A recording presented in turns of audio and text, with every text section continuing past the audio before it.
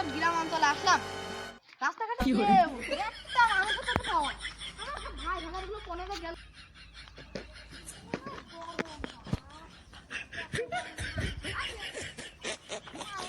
খুব মুশকিল। আসসালামাইকুম বা, আমি সালাম আলাম দিইনি, আমি হ্যান্ডশিপ করি একদম সরাসরি হ্যান্ডশিপ করতে হয়। টাউনের লোক তো, আমি নিয়ম কানুন জানি না।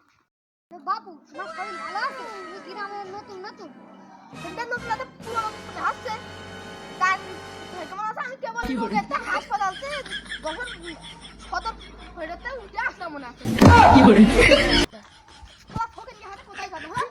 হ্যাঁ তুই ফকির হাসছে, এই বাড়ি আমার না।